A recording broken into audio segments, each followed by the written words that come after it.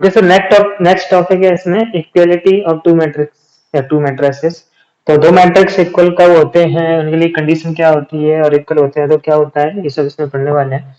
तो जैसे दो मैट्रिक्स इक्वल हैं, जैसे एक मैट्रिक्स है वो डी के बराबर है, तो उसके बीच सबसे पहली कंडीशन है कि इन दोनों का ऑर्डर सेम होना चाहिए। ऑर्डर क्या होता है, ऑर्डर होता है number of row number of columns को। जैसे कोई मैंने एक जो स्क्वायर मैट्रिक्स था 3x3 का, उसको जो 3x3 लिखते हैं ना, इसको 3x3 या 2x3 या 4x3, ये इसका ऑर्डर होता है। तो जो ऑर्डर है इन दोनों का पहले तो सेम होना चाहिए। और दूसरा, क्योंकि जो ऑर्डर है उसके बाद जो करस्पॉन्डिंग एलिमेंट्स हैं, करस्पॉन्डिंग एलिमेंट जैसे इसका फर्स्ट एलिमेंट इसके फर्स्ट एलिमेंट से इसका ये सेकंड एलिमेंट, ऐसे ये एलिमेंट है वो इसके बराबर होना चाहिए, ये इसके बराबर होना चाहिए, ये वाला इसके बराबर होना चाहिए, और ये इसके बराबर होना चाहिए, और ये वाला इसके बराबर होना चाहिए।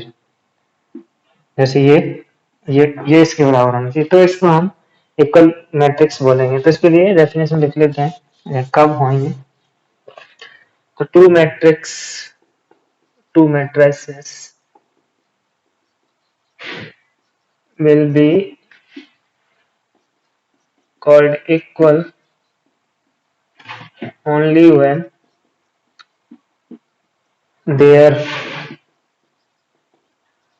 order is same and corresponding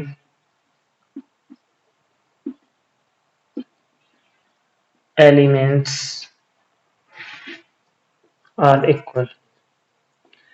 तो जैसे एक मैट्रिक्स है 1 2 0 2 0 5, ये हमारा जो है इसका ऑर्डर है 2x3, number of rows 2 and number of columns 3। And B एक मैट्रिक्स है वो 1 2 0 एंड 2 0 5 है, तो इसका भी ऑर्डर 2x3। तो ऑर्डर तो सेम है, but order is not the sufficient condition for two matrices to be equal। तो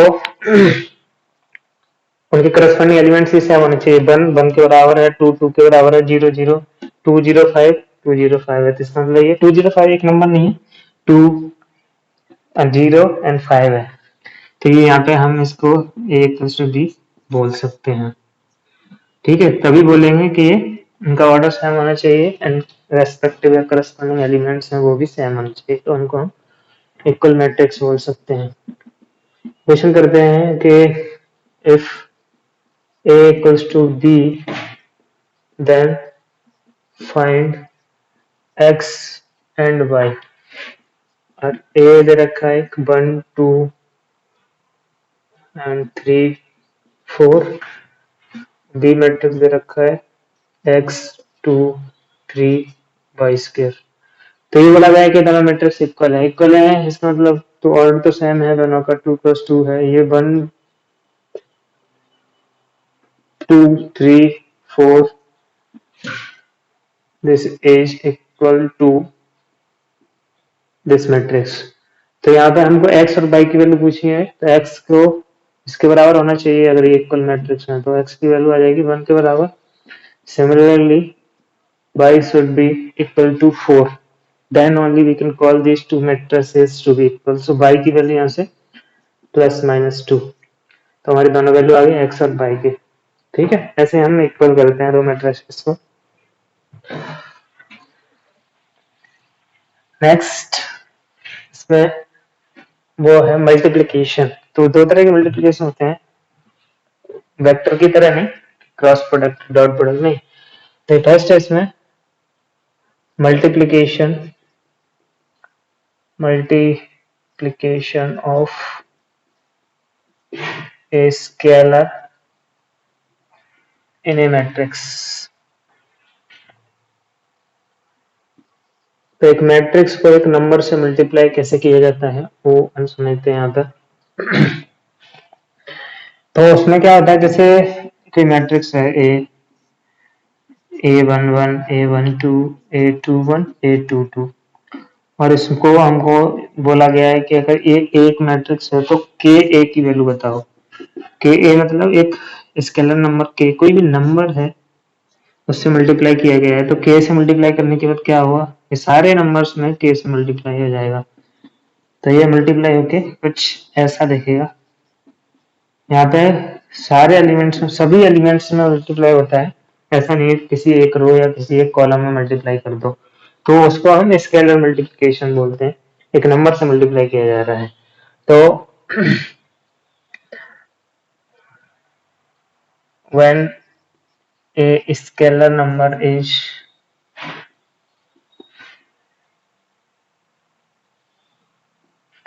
multiplied to a matrix, then it will be multiplied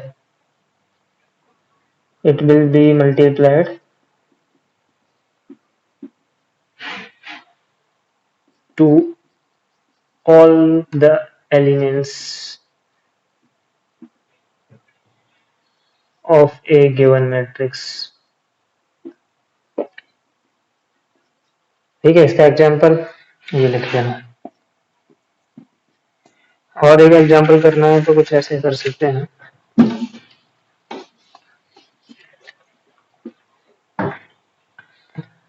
तो अभी जैसे कोई भी मैट्रिक्स, कोई भी एग्जांपल के लिए ले लेते हैं कि एक मैट्रिक्स है, if A is 1 2 0 2, then find 3B, और लिखते हैं and B is 4 minus 1 1 2, then find 3A minus 2B।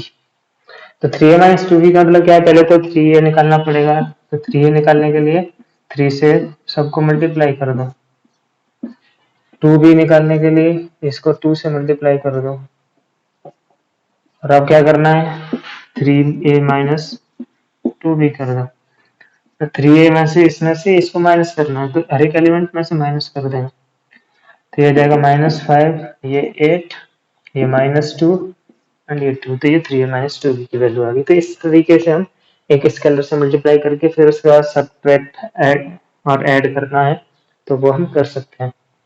यहाँ पे 3A plus 2B पूछा जा सकता था और कुछ और भी पूछ सकते थे, तो इस तरीके से हम करते हैं कि 3A plus minus 2B में 3A निकालेंगे, एक गिवन है तो 3 से मल्टीप्लाई होगा, तो सारे एलिमेंट्स में, सभी एलिमेंट्स में मल्टीप्लिकेशन होगा उसका, ऐसा नहीं है कि किसी पार्टिकुलर एलिमेंट या पार्टिकुलर रो या पार्टिकुलर कॉलम में हो। ठीक है, ये याद रखना है यहाँ पर। तो ये था मेरा multiplication of a scalar, multiplication of two matrices, दो मैट्रिक्स को आपस में मल्टीप्लाई कैसे करते हैं वो समझते हैं। मल्टीप्लिकेशन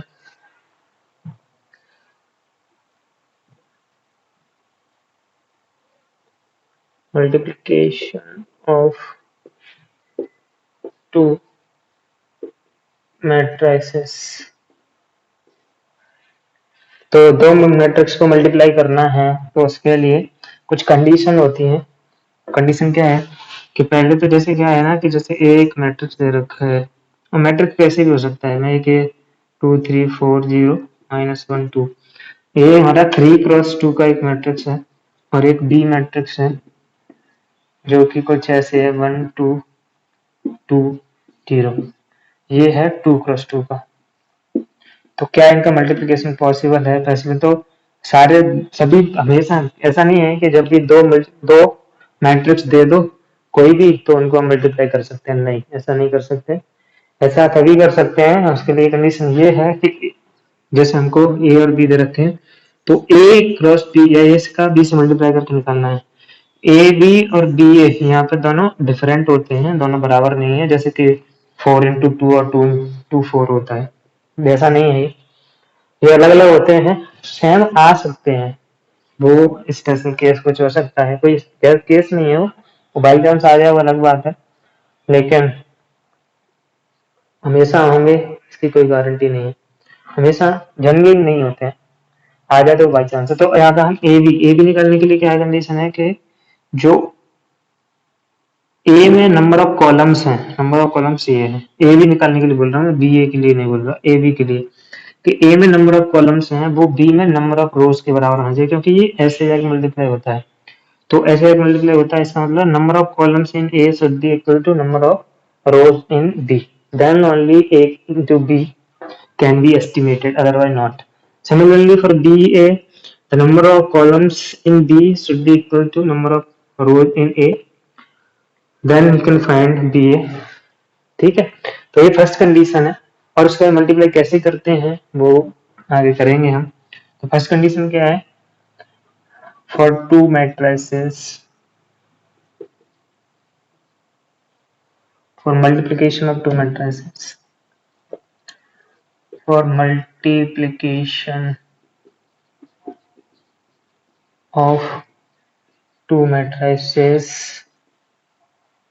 number of, पहले वाले में columns, number of columns in first matrix should be equal to number of columns, number should be equal to number of rows in second matrix. First और सेकंड स्पेसिफाई कर दी, ऐसा नहीं है कि किसी को ही फर्स्ट और किसी को ही सेकंड मान लेंगे, नहीं, ए बी के लिए ए फर्स्ट बी सेकंड है, बी ए के लिए बी फर्स्ट और ए सेकंड है। तो then only you can find A B और बी ए और whatever is been asked accordingly. तो अब यहाँ पे ए दे रखा है, बी दे रखा है, ए बी हमको फाइंड करना है, तो देखो ए बी कैसे मल्टीप्लाई करते हैं। तो यहाँ पे देखो इसमें नंबर ऑफ कॉलम्स 2 है, इसमें नंबर ऑफ रोज 2 है, ये सेम है। इसका मतलब क्या है कि m cross n can be multiplied with n cross m, ये इक्वल होने चाहिए ये वाले, ठीक है। तो उस केस में हम मल्टीप्लाई कर सकते हैं। तो अब ए बी फाइंड करने के लिए क्या करेंगे हम, मल्टीप्लाई कैसे करते हैं, ये जिसका फर्स्ट रो है इसके फर्स्ट कॉलम से मल्टीप्लाई होता है, पहले फर्स्ट रो फर्स्ट कॉलम से। तो फर्स्ट रो में तो 2 एलिमेंट है, इसके फर्स्ट कॉलम में 2 एलिमेंट है, तो एक एक, इसका फर्स्ट इसके फर्स्ट है, इसका सेकंड सेकंड से, बाकी बीच में इन दोनों के में प्लस आता है। तो 2 1 से मल्टीप्लाई होगा तो 2 क्रॉस 1, बीच में प्लस 3 मल्टीप्लाई होगा 2 से, तो 3 मल्टीप्लाई बाय 2, ये क्या हुआ, फर्स्ट रो इसका फर्स्ट कॉलम से मल्टीप्लाई हुआ। तो ए क्रॉस बी का जो ऑर्डर है, ए क्रॉस बी का फर्स्ट एलिमेंट आया है इसमें। और एक चीज और बता देना यहाँ पे कि जब इसमें फर्स्ट वाले नंबर ऑफ कॉलम सेकंड वाले नंबर ऑफ रो के बराबर होंगे तो उनका मल्टीप्लिकेशन पॉसिबल है। फिर जो नया मैट्रिक्स आएगा वो इनको और इनको यूज करके आएगा, तो उस केस में वो जो उसका ऑर्डर है वो m क्रॉस m हो जाएगा। सिमिलरली अगर यहाँ पे बात करें तो यहाँ पे ये 3 क्रॉस 2 का 2 क्रॉस 2 से हो रहा है, तो इनको दोनों को हटा दो, बचा हुआ है वो इस ऑर्डर का आएगा, तो ये 3 क्रॉस 2 आएगा, मतलब 3 रो आएंगे इसमें, 2 कॉलम्स आएंगे। तो ये सब बताने के लिए था बस, इतना तो ये है। यहाँ पे ये फर्स्ट एलिमेंट आया, अब ये क्या कब आया, जब फर्स्ट रो इसकी फर्स्ट कॉलम से हुई, अब फर्स्ट रो इसके सेकंड कॉलम से होगी मल्टीप्लाई, तो यहाँ पे आएगा second element 2 cross 2 plus 3 cross 0। फिर इसका फर्स्ट रो एक एक कॉलम से मल्टीप्लाई होना था तो हो गया, 2 ही कॉलम है इसमें। अब इसका सेकंड रो इसके फर्स्ट कॉलम से मल्टीप्लाई होगा तो वो यहाँ पे आएगा 4 इंटू 1 प्लस 0 इंटू 2। सिमिलरली इसकी फर्स्ट सेकंड रो इसके सेकंड कॉलम से मल्टीप्लाई होगी 4 इंटू 2 प्लस 0 इंटू 0 तो 0, और -1 2 ये थर्ड रो है, इसके फर्स्ट कॉलम से मल्टीप्लाई होकर -1 इंटू 1 प्लस 2 इंटू 2 एंड -1 इंटू 2 प्लस 2 इंटू 0। तो this is the matrix which we were looking for. तो ए डी आ गया, ए डी को आगे और इन वैल्यूज को कैलकुलेट करके ऐसे लिखा जा सकता है। ये कितना आएगा, 2 multiplied with 1 2, 3 plus 6 3 into 2 6, 6 plus 2 8, तो इसकी फर्स्ट एंट्री 8, यहाँ पे ये 4, ये 4 ये 8, इनको सॉल्व करना है बस, -1 4 3 और ये -2, तो ये आ गया हमारा a इंटू बी या ए बी। ऐसे ही बी ए निकालना है, बी ये एग्जाम्पल पुराना लिखा है इसको मिटा देता हूँ। अब इसमें ये हमारे ए और बी है, इसको एग्जाम्पल के फॉर्म में रख लेना। ए बी आ गया, बी ए निकालना है, तो बी ए के निकाल सकते हैं अब देखो इसका ऑर्डर 3 into 2 है, 3 + 2, वो जो कि मैं बताया था यहाँ पे लिख के 3 + 2 आना चाहिए, वही आया। क्या बी ए पॉसिबल है? बी ए पॉसिबल होने के लिए तो देखो बी का 2 + 2 है और इसका 3 + 2 है, ये दोनों इक्वल यहाँ पे नहीं है, नहीं है तो B A cannot be estimated या नॉट पॉसिबल है, सिंपल। ठीक है, तो ऐसे हम मल्टीप्लाई करते हैं दो मैट्रिसेस को जब वो दोनों अलग अलग दे रखे हों।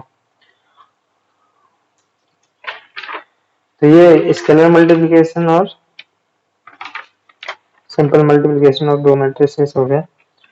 अच्छा, इक्वल भी हो सकता है, हम इक्वल दो, इक्वल तो हमने देख लिया है इक्विटी, और दो मैट्रिक्स का एडिशन कैसे करते हैं वो चाहे तो वो भी समझ सकते हैं। अगर addition of two matrices,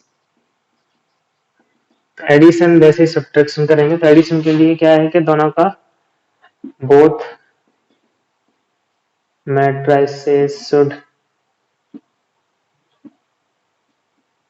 have same order, दोनों का ऑर्डर सेम होना चाहिए, तभी हम इनको ऐड कर सकते हैं। जैसे ए एक मैट्रिक्स है A11 A12 A13 और ये है A21 A22 A23, और एक बी मैट्रिक्स है B11 B12 B13 B21 B22 and B23।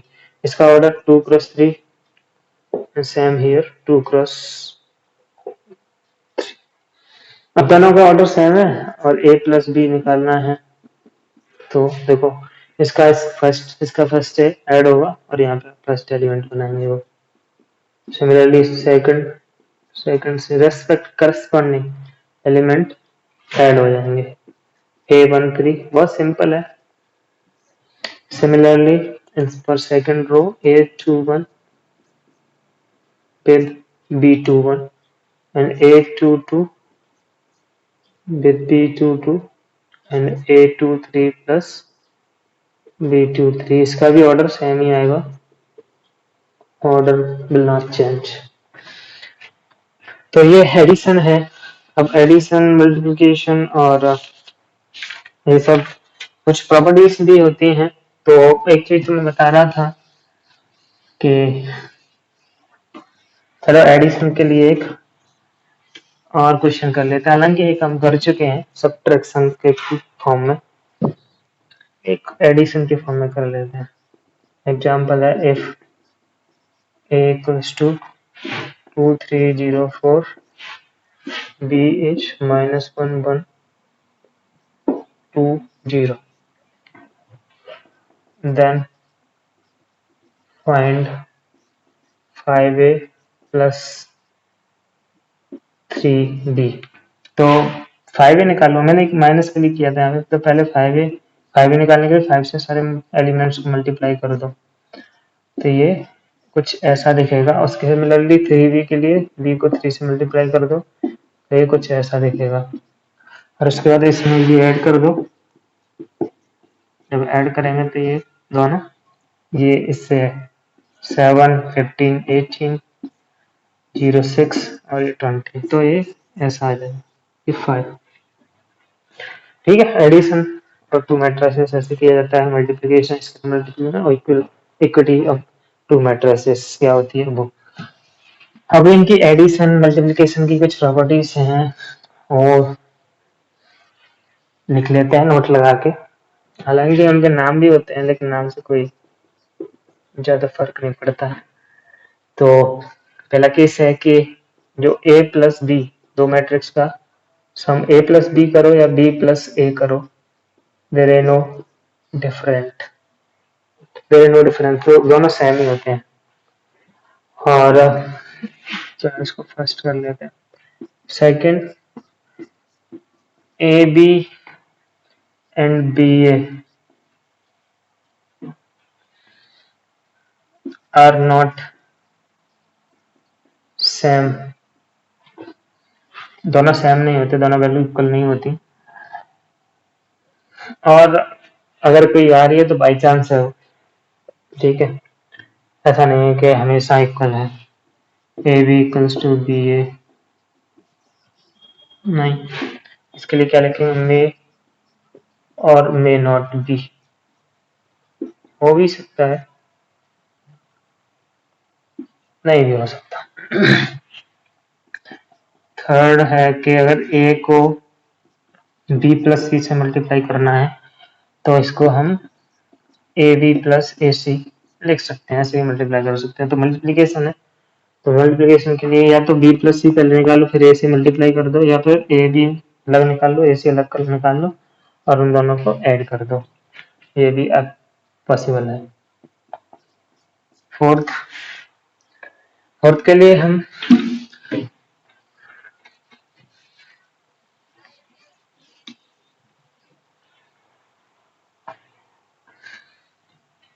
Fourth के लिए जैसे ये मल्टीप्लिकेशन के लिए की है, एडिशन के लिए भी कर सकते हैं, ए प्लस बी में सी ऐड करो या फिर ए में बी, ए को बी प्लस सी में ऐड करो, there is no difference, both are same, ठीक है। तो ये कुछ सिंपल सी प्रॉपर्टीज हैं, इनको याद रखना है, बस समझने के पर्पज से, ठीक है। और एक हमारा जो हमने बहुत पहले लिखा था टाइप्स ऑफ मैट्रिक्स, इसमें आइडेंटिटी मैट्रिक्स, तो उसको किसी से भी मल्टीप्लाई करो, ए को आई एन से मल्टीप्लाई करो, ऑब्वियसली सेम ऑर्डर होना चाहिए, मल्टीप्लिकेशन पॉसिबल होना चाहिए, जो भी मल्टीप्लिकेशन के लिए कंडीशन होती हैं वो सेटिस्फाई होनी चाहिए। तो ए को आई एन से मल्टीप्लाई करो या आई एन को ए से मल्टीप्लाई करो, तो ए के बराबर ही आता है, चाहे तो करके चाहे भी कर सकते हैं, जैसे यहाँ पे कोई 2 3 3 -1 एक मैट्रिक्स है और इसका जो आई एन होगा वो ऐसा होगा क्योंकि 2 + 2 का चाहिए, और ये मल्टीप्लाई करोगे ना, देखो 2 फिर यहाँ पे 3 फिर 3 -1 सेम हो गया।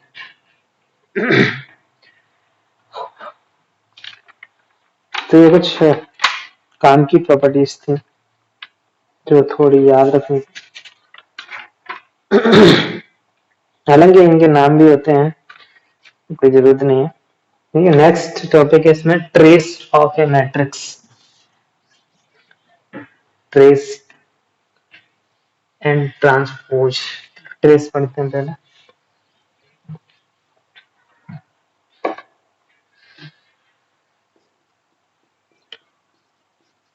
Trace of A matrix, trace क्या होता है कि सम of all elements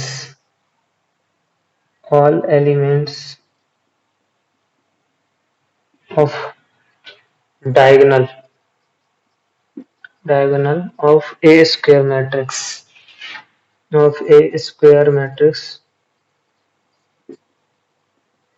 is called trace। तो क्या लिखा है, sum of all elements of diagonal of a square matrix, एक स्क्वायर मैट्रिक्स होना चाहिए पहली बात, कोई भी हो सकता है, 2 × 2 3 × 3 4 × 4 5 × 5, कुछ भी ऑर्डर ले सकते हैं, मैं यहाँ पे एक 3 × 3 का लिख रहा हूँ। तो डायगोनल होता है वही होता है, स्क्वायर मैट्रिक्स बोला है यहाँ पे, कंडीशन लगाई स्क्वायर मैट्रिक्स, और डायगोनल स्क्वायर मैट्रिक्स में होता है, तो इनका सम मतलब A11 + A22 + A33, this value will be called trace of A, this A written as here, trace TR of A equals to A11 + A22 + A33, और ये डायगोनल एलिमेंट्स का सम है। और ये अगर बहुत सारा बड़ा बड़ा मैट्रिक्स है तो इसको n × n का, n × n का तो नहीं होगा, n × n का होगा, या n × स्क्वायर मैट्रिक्स है ना, number of columns should be equal to number of rows, तो m × n का होगा या n × n का, तो इस केस में एलिमेंट्स के सारे डायगोनल के एलिमेंट्स का सम हमारा ट्रेस कहलाएगा, ठीक है। नेक्स्ट टॉपिक ही है transpose of matrix, trace transpose, confusion वाला कुछ नहीं, बहुत आसान चीज है दोनों, ट्रांसपोज क्या होता है? ट्रांसपोज होता है एक मैट्रिक्स, उसका रोज को कॉलम में और कॉलम को रोज में चेंज कर दो तो जो नया मैट्रिक्स बनेगा उसको हम ट्रांसपोज मैट्रिक्स कहते हैं। तो यहाँ पे डेफिनेशन इसके लिख सकते हैं, transpose of A matrix A, capital A, is obtained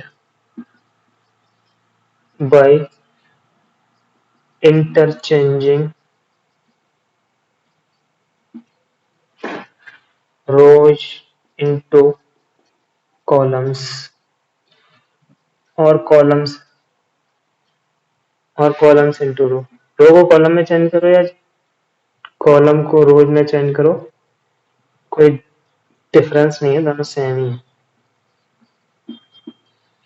and is given and by and is given as A dash और A T, A power T, ऐसे ऐसे लिखा जाता है इसको,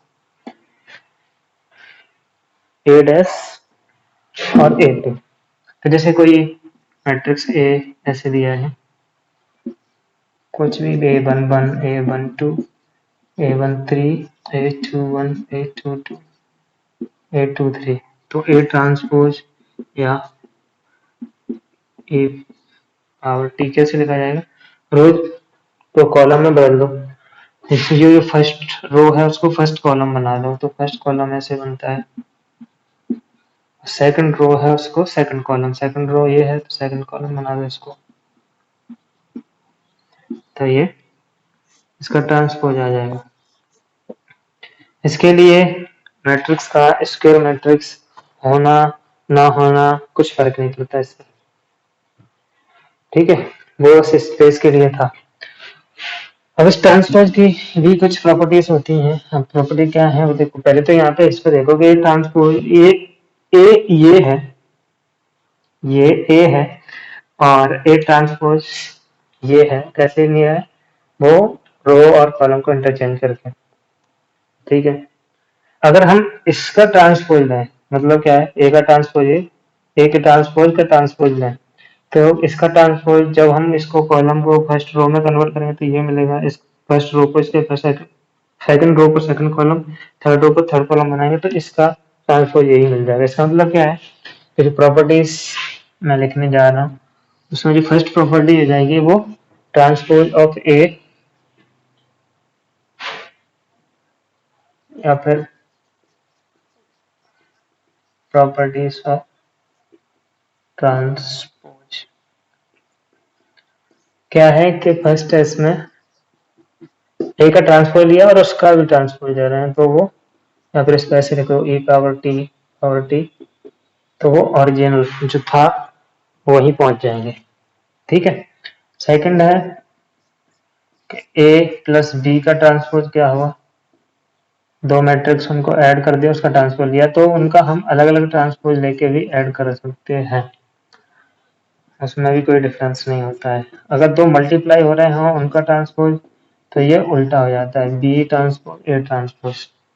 इसका मतलब जो प्रॉपर्टी है वो हमारी एप्लीकेबल है, ऐसा नहीं है कि बस ये देखने सुनने के लिए समझने के लिए है, या एप्लीकेशन भी है इसका। तो एप्लीकेशन क्या होता है कि अगर किसी ने बोला है कि ए बी का ट्रांसपोज निकालो, तो पहले ट्रांसपोज निकाल के भी हम मल्टीप्लाई कर सकते हैं, या फिर ऐसे जो आसान पड़े वो, या फिर हो सकता है इनमें से ये दे रखा हो, ये भी दे रखा हो, इनमें से एक पूछा जाए तो उसके हिसाब से आप सॉल्व कर ये वहाँ पे सॉल्व कर सकते हैं, कैसे क्वेश्चन पूछा गया है क्या दिया है उसके हिसाब से। इसको हम चाहे तो जनरलाइज भी कर सकते हैं, जो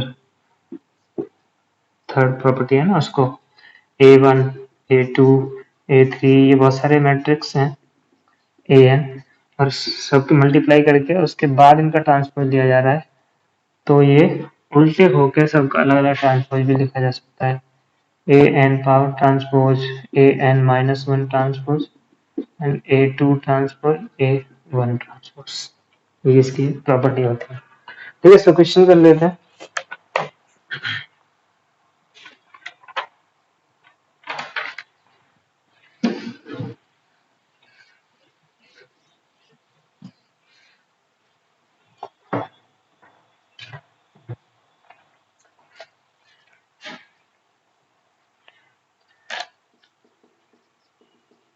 क्वेश्चन है फाइंड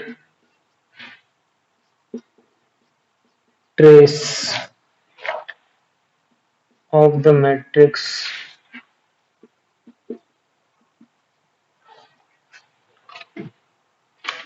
ए दिया है 1 2 1 2 0 1 3 4 2। तो ट्रेस का आगे क्या था? Trace of A is diagonal elements और उनका सम 1 + 0 + 2 गेट 3। नेक्स्ट क्वेश्चन है find x, find the value of x and the value of x if a equals to a दिया है 1 2 3 2 4 5 x 5 6। find the value of x if a is this and a is equals to a transpose. a का transpose है वो a के बराबर है तो x की वैल्यू निकालो। पहले तो a ट्रांसपोज निकालते हैं तो a ट्रांसपोज क्या आएगा? इसको रो को कॉलम में, कॉलम को रो में। तो 1 2 3 2 4 5 एंड x 5 6। अब इसको इसके बराबर करेंगे तो देखो, चाहे तो इनको देख लो, 1 और 2 बराबर हैं, 2 4 5 ये भी सही है, 3 5 6 तो x की जगह यहाँ पे 3, यहाँ से भी 3, तो दोनों जगह से x की वैल्यू कितना आनी चाहिए? अगर ये दोनों बराबर हैं तो x की वैल्यू यहाँ से क्या पता चला हमको कि वो 3 होनी चाहिए। Then only a will be equal to a transpose. Next question कर लेते हैं। और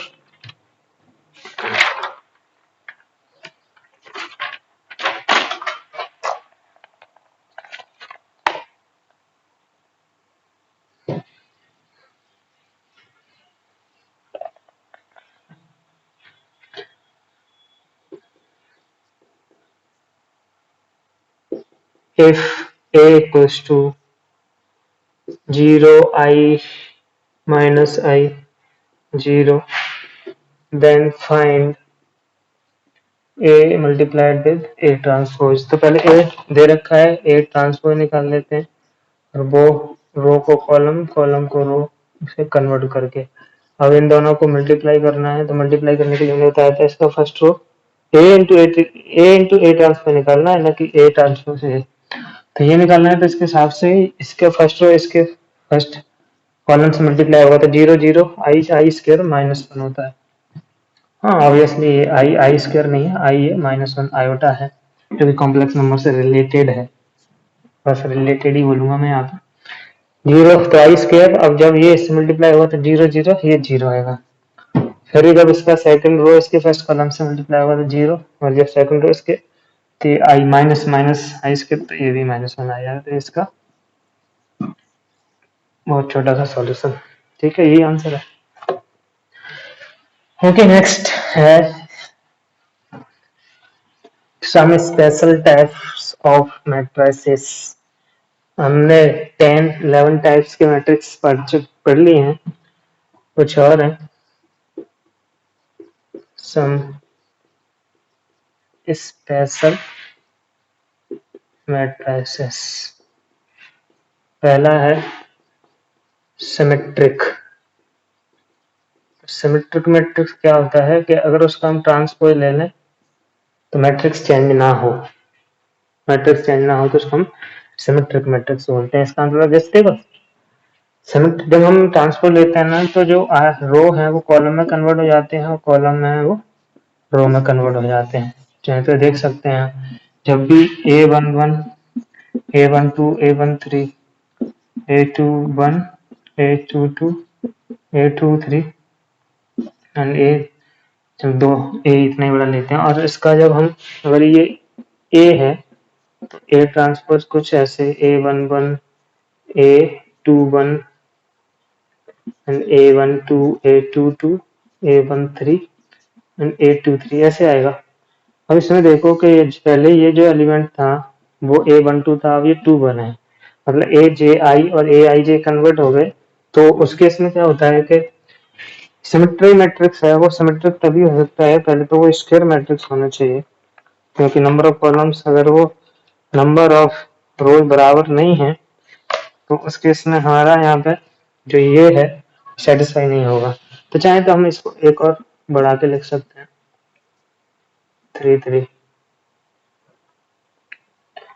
तो यहाँ पे कुछ हमको ऐसा मिल जाएगा A31 A32 A33। अब देखो 1 2 था वो 2 1 हो गया, 1 3 था वो 3 1 हो गया, सिमिलरली 2 1 1 2 हो गया, 2 2 रहेगा, 2 3 3 2 हो गया, A13 3 1 हो गया, A32 2 3 हो गया, A33 तो 3 3 रहेगा।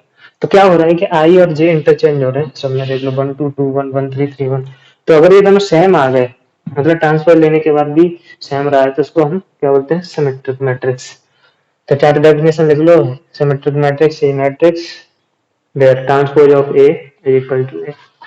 और या फिर ये लिख लो, मैं तो ऐसे लिख देता हूँ शॉर्ट में, और A equals to A transpose, then the matrix will be called asymmetric matrix. और इसका एग्जांपल लिखना है तो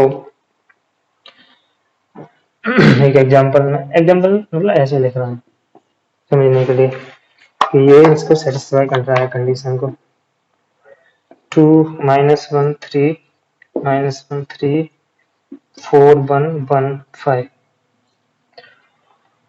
ठीक है, अब तो ये हो गया सिमेट्रिक। दूसरा है स्क्यू सिमेट्रिक मैट्रिक्स।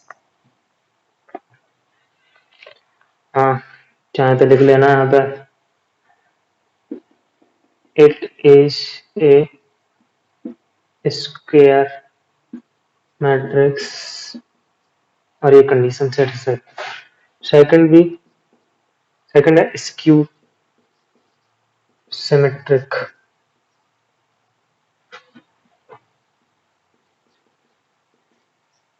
इसकी सिमेट्रिक मैट्रिक्स, इसकी सिमेट्रिक मैट्रिक्स वो होता है obviously A square matrix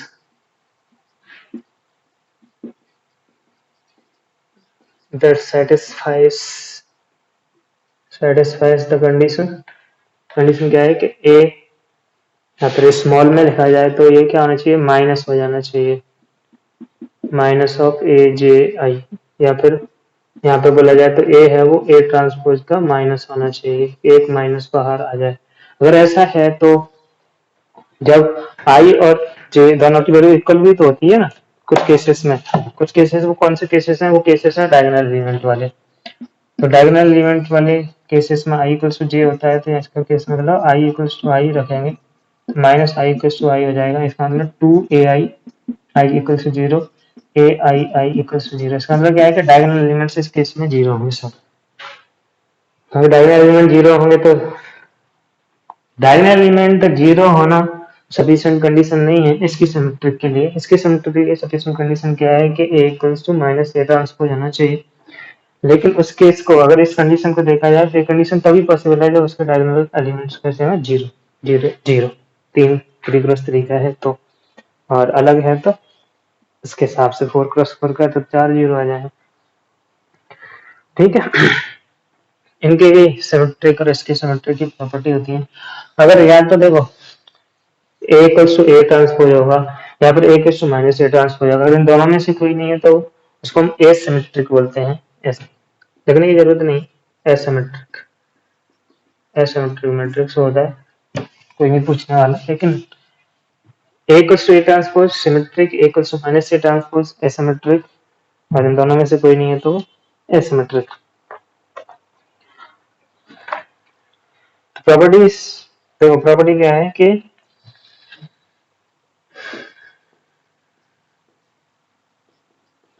properties of symmetric और इसकी सिमेट्रिक। तो पहली प्रॉपर्टी तो ये है कि देखो a प्लस ए ट्रांसपोज है ना, ये हमेशा सिमेट्रिक मैट्रिक्स होगा। सिमेट्रिक क्या होगा कि जब हम क्या, कंडीशन क्या है, कंडीशन ये है कि जब हम ए का ट्रांसपोज लें तो वो ए के बराबर आना चाहिए। क्या हम यहाँ पे है जो मैट्रिक्स लिखा है उसका ट्रांसपोज लें, तो मैंने बताया था कि इसको हम ऐसे लिख सकते हैं, अंदर ले जाके तो एक ट्रांसपोज का ट्रांसपोज तो ए ही होता है। तो ये चीज और ये चीज सेम आ गई, इसका मतलब ट्रांसफर लेने के बाद भी सेम आ गया। ये हमने ट्रांसफर लिया, ये इसके बराबर आ गया, इसका मतलब ये हमारा क्या है, हमेशा सिमेट्रिक मैट्रिक्स है। तो ये प्रूव करने के लिए था, समझने के लिए ये है कि ए प्लस ए ट्रांसपोज ये हमेशा कैसा होता है, सिमेट्रिक मैट्रिक्स होता है।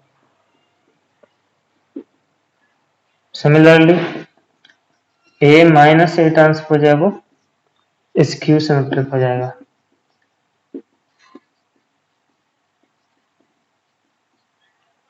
तो ये कुछ प्रॉपर्टीज सिंपल ये याद रखने के लिए है, और हम चाहें तो इसको ऐसे भी लिख सकते हैं। एक मैट्रिक्स है ए, उसको एक सिमेट्रिक और एक स्क्यू सिमेट्रिक के सम के फॉर्म में डिवाइडेड बाय 2 करके भी लिख सकते हैं। देख लो, क्योंकि हमारा हमको ये पता है ये क्या है, इसका ये सिमेट्रिक पार्ट है और ये इसकी सिमेट्रिक पार्ट है। इन दोनों को सॉल्व करेंगे ना, ए टी कट जाएगा, 2a डिवाइडेड बाय 2 ए आ जाएगा। ठीक है, यही कुछ प्रॉपर्टीज हैं जो थोड़ी याद रखनी।